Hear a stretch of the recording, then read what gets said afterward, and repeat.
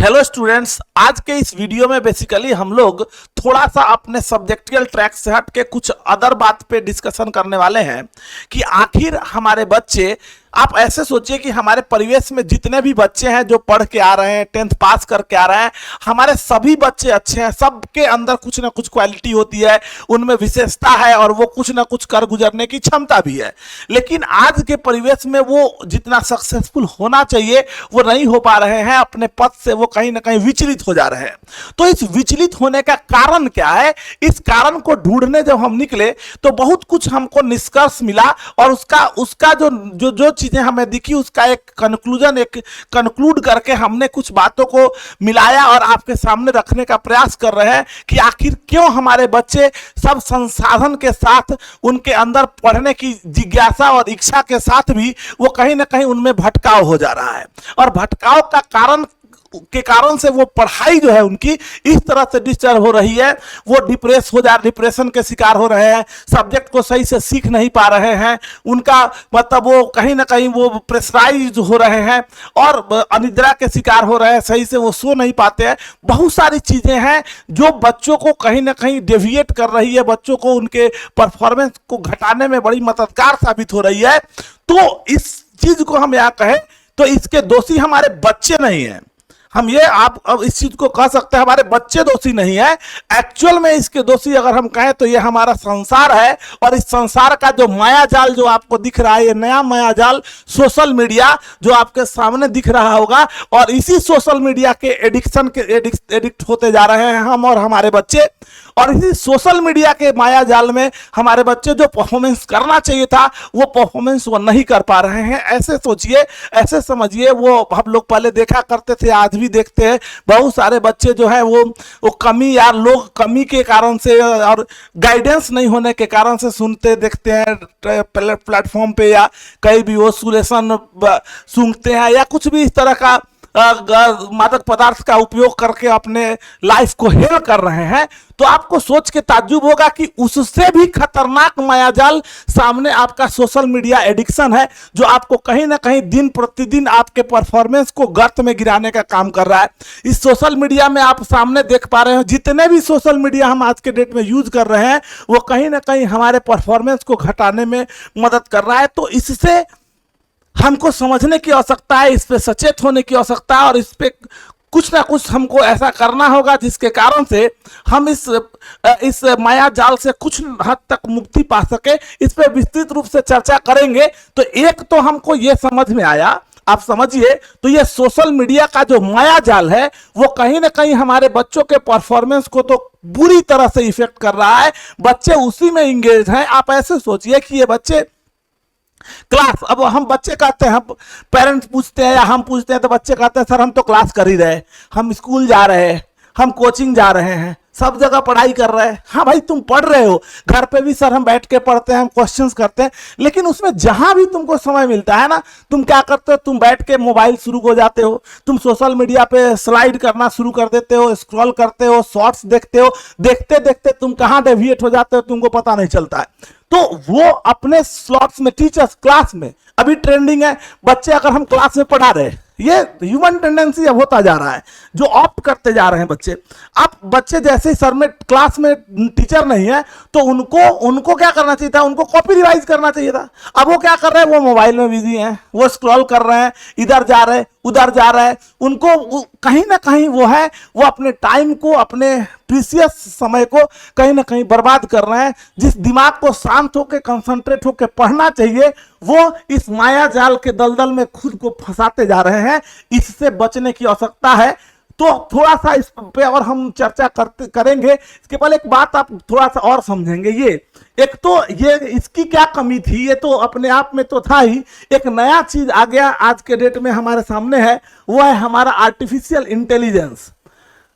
बहुत हद तक हम ये नहीं कहेंगे कि आर्टिफिशियल इंटेलिजेंस गलत है, बहुत हद तक ये सही है, ये आविष्कार भी सही है, लेकिन ये है क्या? ये हमारे दिमाग को ही रीड करके हमारे सामने, हम इमोशंस के साथ बहुत हद तक हमारी बातों को हमारे सामने प्रस्तुत करता है। अब जब ये हमारे बातों को, हमको जो नीड है उसके अनुसार से हमारे सामने वो रख देगा तो स्वाभाविक है हमारा दिमाग, सोच के देखिए इस चीज को, मान लीजिए हमको एक क्वेश्चन नहीं समझ में आ रहा था, हम अपना दिमाग लगाते क्वेश्चन हमसे बनता। अब हमने क्या किया, हम अपने दिमाग से, हम आर्टिफिशियल इंटेलिजेंस ने क्या किया, मेरे दिमाग के हमारे इमोशंस को पढ़ लिया और पढ़ के वो क्वेश्चन सॉल्व करके हमको दे दिया। क्या हुआ भाई, इससे प्रॉब्लम ये हुआ कि ये जो आर्टिफिशियल इंटेलिजेंस था, इसके कारण से हमारे जो सोचने की क्षमता थी वो दिन प्रतिदिन कम होती जा रही है हमारे बच्चों के लिए। ये आविष्कार जो है हमारे लिए एड ऑन होना चाहिए। यह आविष्कार उस चीज के लिए होना चाहिए कि जब हम एक जगह पे पहुंचे हुए हों और उसमें हम कैसे एड ऑन करें।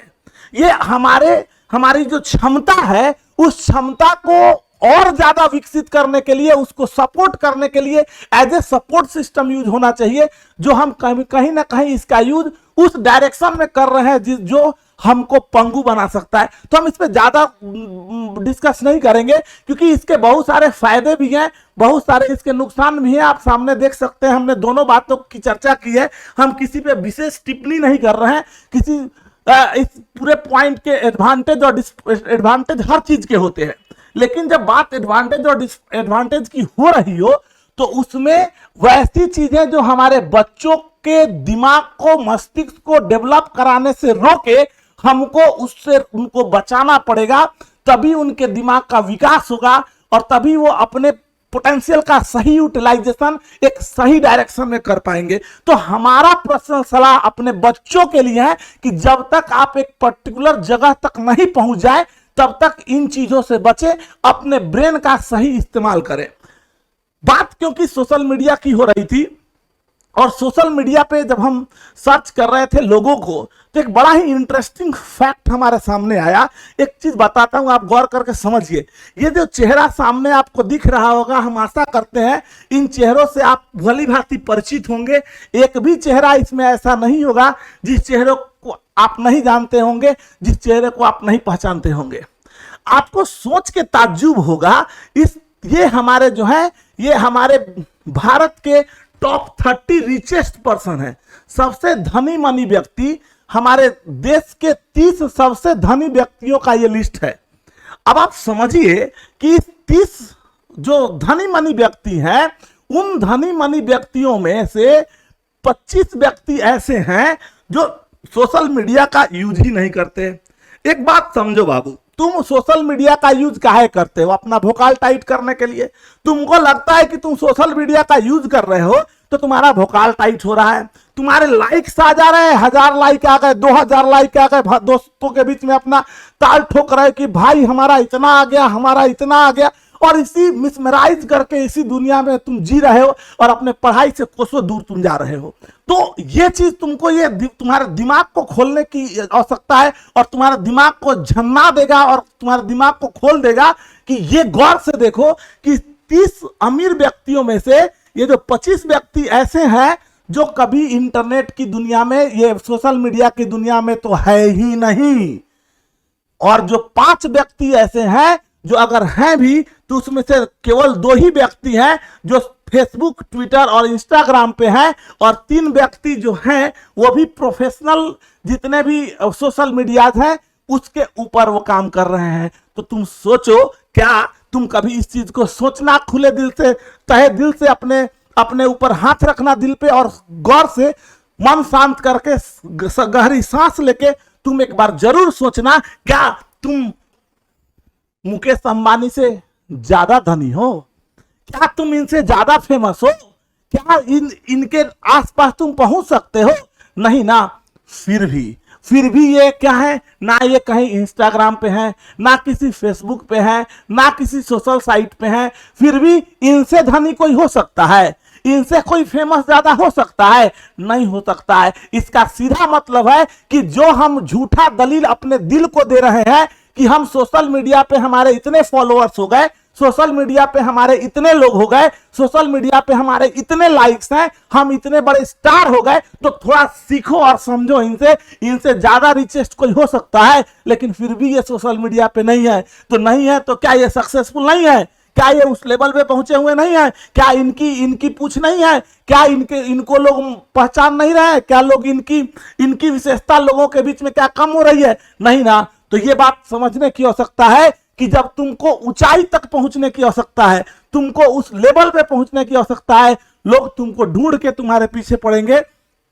बहुत लोग ऐसे भी होंगे जो ऐसे गुमनाम में भी होंगे और बहुत अच्छे लेवल पे हैं, लेकिन वो इंटरनेट का यूज नहीं करते हैं, लेकिन फिर भी वो सक्सेसफुल है। तो हमारा सजेशन बच्चों का सिंपल है, थोड़ा सोशल मीडिया से दूरी बनाओ और एक मुकाम तक पहुंचो। मुकाम पे पहुंचोगे तो ये सोशल मीडिया वाले और इसके तंत्र तुमको ढूंढते हुए तुम्हारे पास आएंगे और तुम्हारे कामयाबी के कारण से, तुम्हारी कामयाबी को यूज करके वो अपने साइट को, अपने सोशल मीडिया को फेमस करने का काम करेंगे। तो इसका ख्याल रखो।